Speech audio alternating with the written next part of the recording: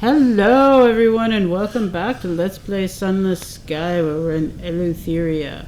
Something calls to you. Oh yeah, and we're doing this weird tea ceremony thing.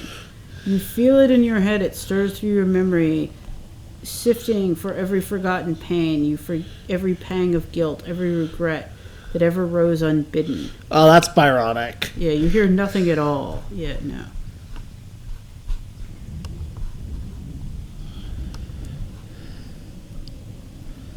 Midnight's call. The host remains silent. You continue drinking your tea. After the last drop is gone, sleep comes easily and comfortably. For a moment, the world seems no less cruel, but endlessly more endurable. Something in the back of your mind caresses the bad memories, and soon they melt away into pleasant dreams. Terror has full... Oh. Interesting.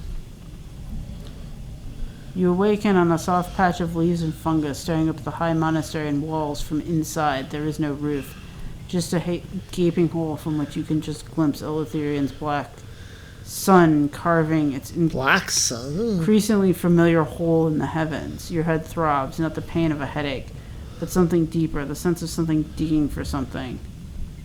Regrets, mistakes, thorn vines twisting deep into your darkest memories. Pull yourself up.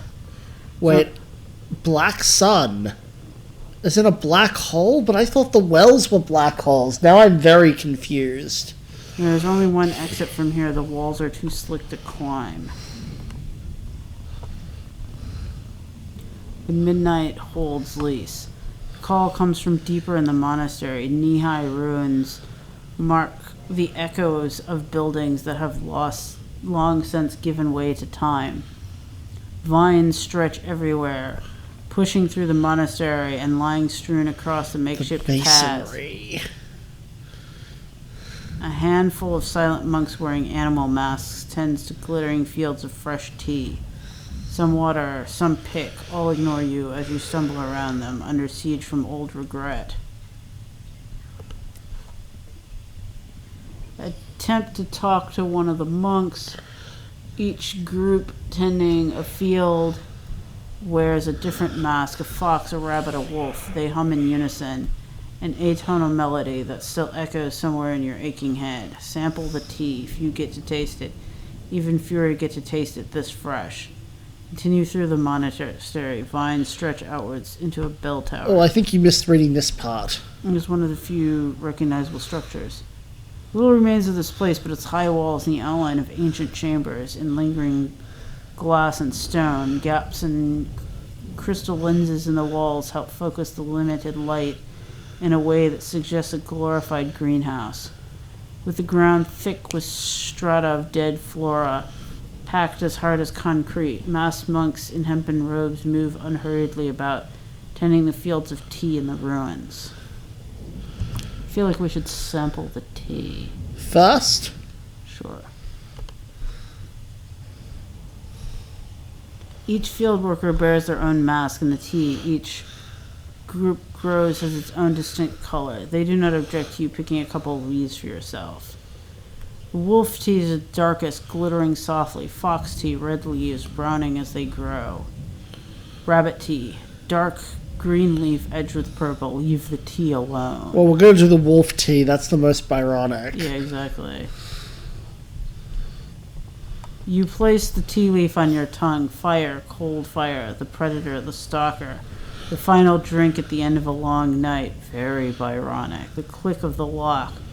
Control of stick and rope. The rush. The cold that follows.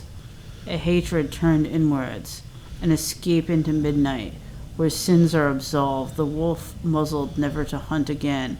The wolf leashed in the darkness, growling and awaiting the chance to break free. Oh no! and then it can't do aerial anymore. Exactly. Well, no, it already can't. That's why it's...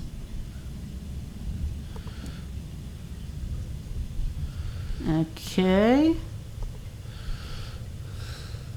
You place the tea leaf on your tongue, the taste of ash, of words unsaid, the cold corpse in the bed, beyond recrimination or apology. The guilt of the abuser's silent partner, their crime being the choice to look away again and again until ignorance was no longer a blanket. Every last word said in anger, and every naive conceit that regret owes anyone a second chance. The whisper of what could have been, curled up in the darkness of midnight and drowned by its depths. Also Byronic.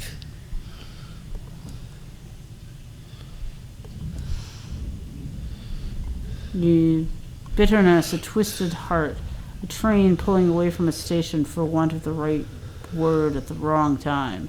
The ashes of the flame that burned away everything that mattered, a true love's kiss, seen shared with another, the fear that paralyzes, the fear that welcomes the darkness of midnight where disappointment has no lease. Also Byronic. Attempt to talk to one of the monks. Yes.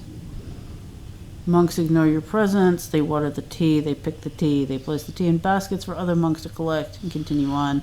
Leave them to their work. Attempt to remove one of the masks. Oh no.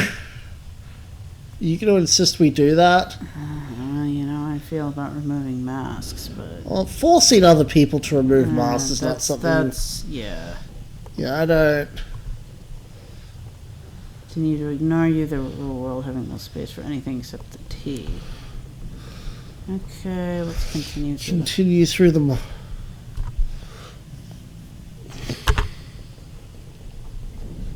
keep. All the vines seem to converge here. They enter the darkness inside and climb up the crumbling rickety steps. Bits of rock and loose pebbles rattle down the stairs behind you, and you are forced to press against the masonry to avoid losing your step. When you reach the top, even the low light of the bell tower is suddenly blinding. The writhing light of the sun, obscured by an immense black-leaved plant.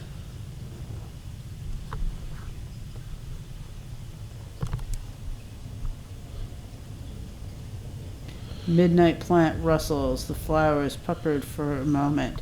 It extends a vine. No, you missed this part. Black and purple leaves drink in the light. Its green vines pulse, spreading through the monastery. The floor is ankle deep in a mulch of fallen leaves, winking with an odd, radiant flower. Your head pounds, your memory paging through pain and regret faster than a demented zootrope. It extends a vine, thorned, bloodied. Take the vine. It flexes in front of you. Burn the midnight plant. It would be easy to destroy this thing. Why do we want to destroy it? Fuck, maybe we should have explored more. Yeah, what the fuck is this? I guess we take the vine. That sounds the most Byronic. Yeah. I mean, wanton destruction is also Byronic. The thorns dig into your flesh. The vine wraps around your arm. Your vision fades. Darkness, silence, a heartbeat. Yours. Oh. Oh, looks like we discovered a new drug. The hour of deepest regrets. The midnight plant wraps its vines around you, its thorns working deeper into your sleeping flesh. They look at your mind, taste your memory, savor your pain. On distant vines, old griefs birth fresh flowers. Think of the monks below. Are they trapped here? Why would midnight do that? Think about midnight's favor. Why would a plant sell its leaves like this? Think about what it is offering. What brought you here in the first place? Ironically, a flower. Shh. This is no prison. They are free. They may leave if they wish. They simply choose a life without suffering or remorse. As a chef puts part of himself into every meal, so do they imbue the leaves they tend with their deepest regret. Midnight fills the void with its song.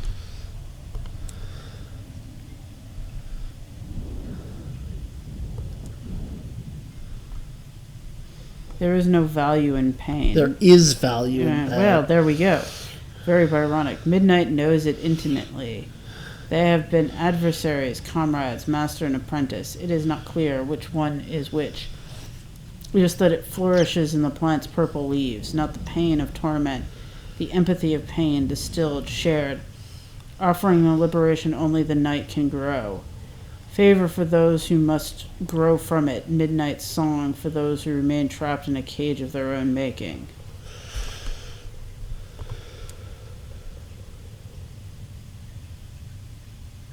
Think on the word liberation. Something is concealed behind that word.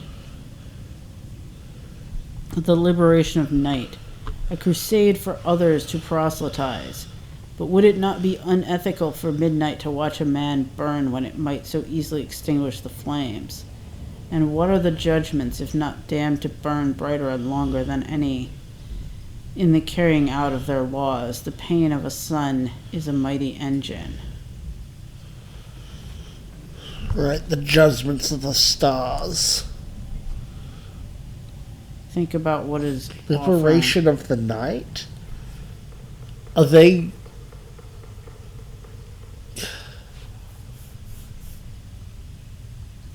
Liberation of the night would be killing the stars.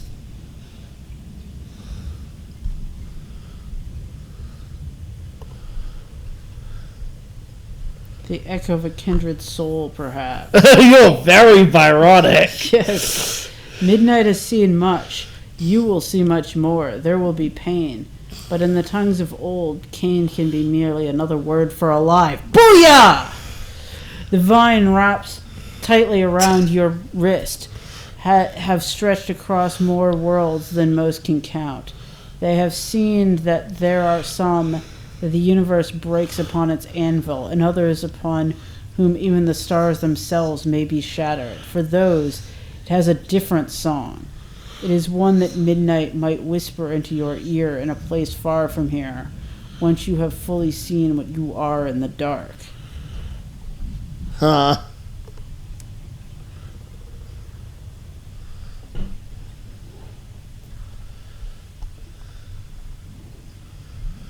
I guess we have to let go of the vine now. Yeah, we've done everything here. Midnight's grip tightens around your mind. So few have heard its songs, so many fewer have tasted its favor. It was not always so small. Its vines stretched across the stars themselves. They yearn to do so again, but the universe is slow and people are so unpredictable.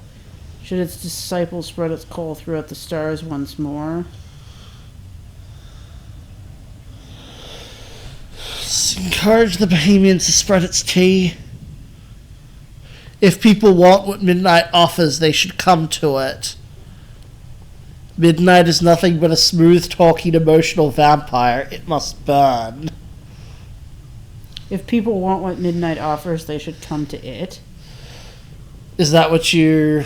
Yeah, I feel like the Byronic option is to be elitist. It's like, we're special because we're called to this. Okay. Fellow Byronic, what do you think? I am the eldritch Byronic entity from which all Byronicness...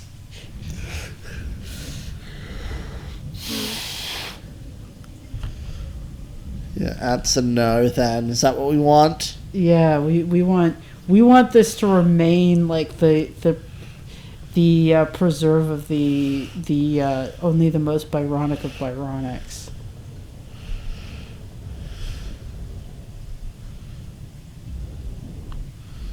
Midnight's presence fades along with the light. Your answer is still hanging in the air. For a moment you fall into nothing. Then there is a sharp pain and another one in your ribs. You open your eyes to find yourself lying outside the monastery gates. A pair of ring-breaker urchins prodding you with brooms. I told you they were alive. Owe me a chocolate ration, you do. Oh, we have a searing enigma now. And more affiliation with Bohemia. Yes. I'm actually best friends with the eldritch entity of Byronicness. That is how... Yes.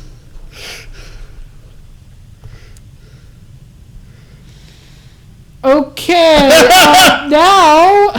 That was a lot. Now do something that's probably utterly mundane in comparison. The House of Silks. Oh, God.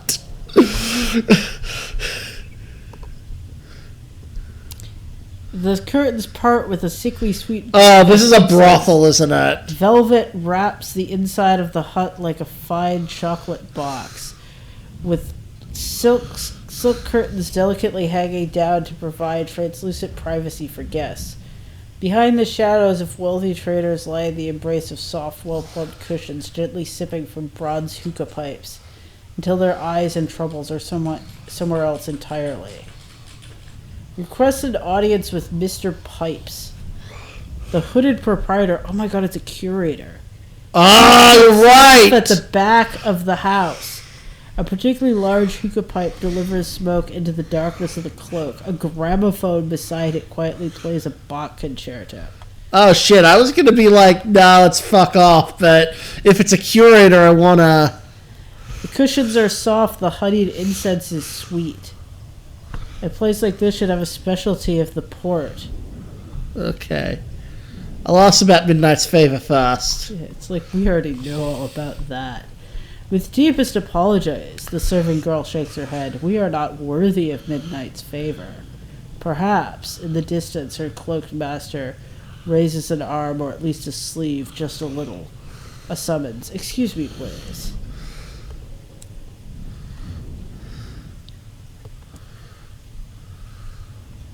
An apologetic refusal. The servant boy returns, bowing apologetically. Mr. Pipes is relaxing and has no interest in either chitter or chatter. If you have business, you may present it to one of the staff. Otherwise, his master encourages you to avail yourself of the facilities. He wants us to go to the restroom? What? No, the fucking hookah pipe. Alright, well, let's do that, I suppose. I guess costs 10. I have 5 in all.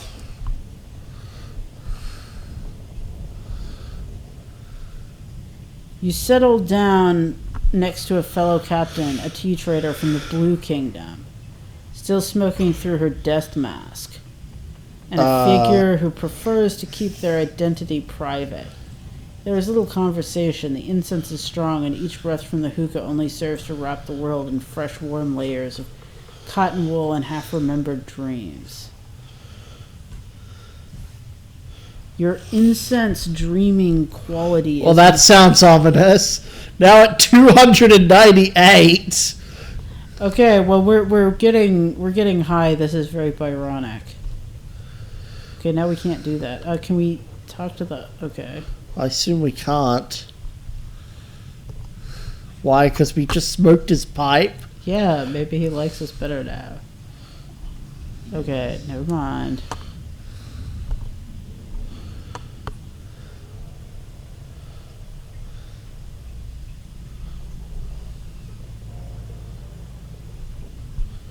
Vigilant Nightingale.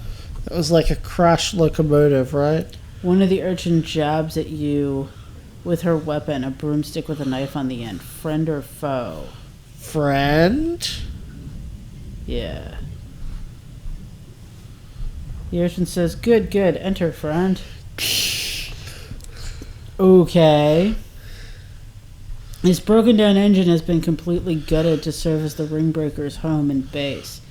Filthy hammocks stretch between metal bars, most full of snoring urchins. Others sit around decorating tea tray armor with bright paint or sparring playfully with wooden sticks. Visit the captain's cabin. The door leads to one of the few rooms. We're almost out of time. Do you want to do an episode after this? No, I'm... Yeah, okay, so we should stop hasn't now. been gutted. A series of... Yeah, okay, so we return to the market.